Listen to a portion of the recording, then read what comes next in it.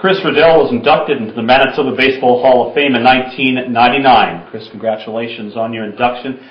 Talk about baseball and just what drew you to the sport when you were just a youngster and maybe you picked up a ball for the first time, and why baseball? Well, I just really enjoyed it, and I had a neighbor that was coached baseball and was really interested in it, and he took a liking to me, and because we never had any minor leagues like kids leagues going like they have now, we started at, I think, 14 years old, and our school principal and an uncle of ours started the team, so that's how I actually got started. But I was always playing catch at home and stuff like that, and really enjoyed it, really. And then when, as it got going along, we started, actually the league started in high school. I was quite a bit younger than the ones that are with them, and then this neighbor, he coached a lot of teams. He took me kind of under his wing, and that's how I got started. So that was the developmental process when you look at that age group, before that time frame, before, say, you got to your late teens? Well, at 16, I went to CUACs in the senior league, but you know, that was quite a jump to start into that from high school. So then the next year they put me in junior, because then I would get more pitching. CUACs had a pretty good senior team then. And the tryout camp with the New York Giants, talk about that experience, how it all evolved, and what kind of a thrill that was for you personally to get that chance. Well, the first thing we did, we went into I tried out with the Gold Eyes, and I tried out with St. Cloud. Charlie Fox was managing St. Cloud at that time, and I really liked the Giants' system a little bit more. St. Louis was doing pretty good, and the Giants were down at the bottom. And at the Terry Hines was kind of in there too, and they were looking for pitching. Their pitching was very good, so we figured we stood the best chance of going to the Giants. But the only way they would do it is through a tryout campaign. And because St. Louis had offered me a $1,000 contingent bonus if I had made the playoffs, or made the team. And so then I decided, well, I'll go with Charlie Fox and the Giants, and it just happened so that Terry Taylor did the same thing at the same time. And then in February, we went down. The tryout camp was a month earlier than the other teams come into camp, so I'd say about 3 weeks into the camp, they started releasing players, and then Charlie came to me and he says, "Chris, we're going to sign you." And so then from there it was well, I was pretty excited. What were those 3 weeks like? I mean, talk about what was all involved, and obviously throwing a lot. And oh yeah, like, okay, we pitched about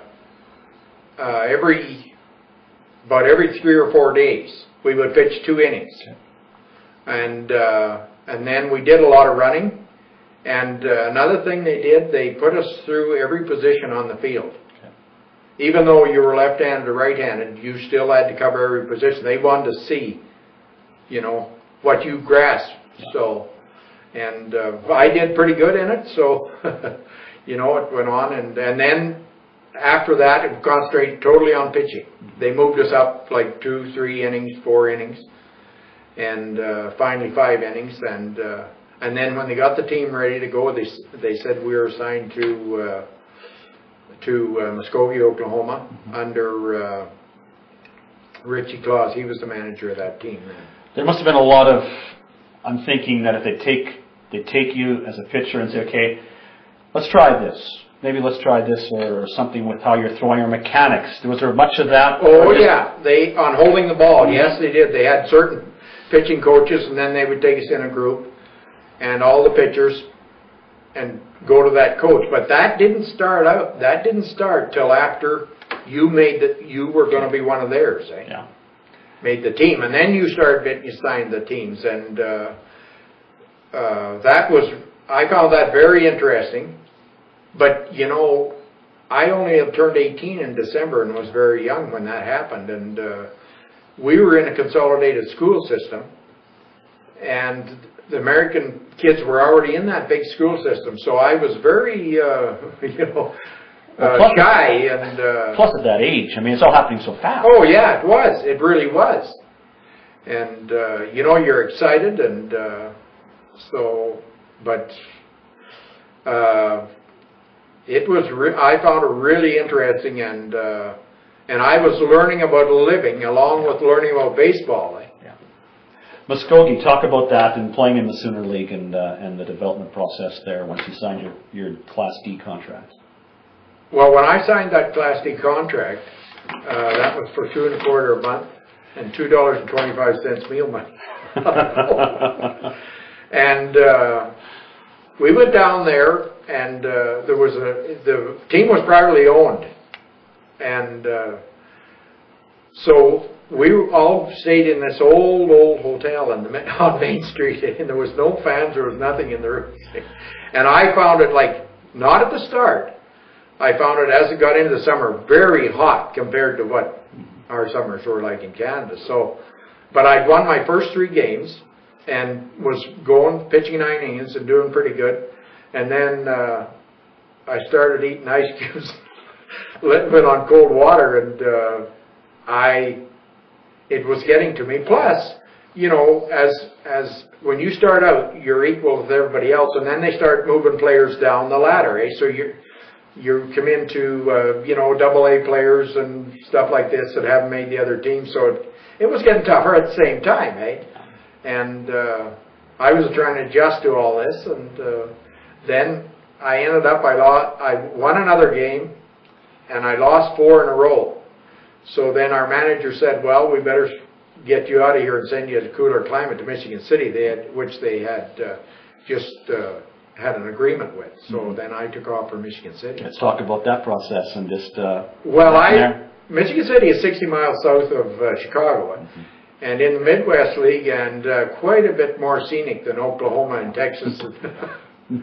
And I really enjoyed that, but I only won 1 game there, and we didn't have a very good team. And but I liked Michigan City quite a bit, but I was also learning about living and something. Where in the hotel in Oklahoma, we stayed all together as ball players. Well, in Michigan City, I was in a boarding house because I came late by myself and no vehicle or anything. So I come back, and then in Michigan City, we traveled in. The league was, I'd say, Dubuque, Iowa, a little stronger than the Sooner State League. It's a Midwest League, and but I just enjoyed baseball, and I was trying to understand how the system worked at the same time, because you know, you're away from home all on your own, and St. Cloud and Regina as well. Talk about still trying to keep the dream alive. Well, that first year when I went to Michigan City, the second year I went back to Michigan City, and then we had a really good ball team then, So I went in that. I was 11-6 in that, and so I figured, well, I'm not doing too bad, So went back to spring training and was assigned to St. Cloud. I had to move up the ladder, And so I was glad of that, but all of a sudden, when I got to St. Richie Claus had moved up as manager too.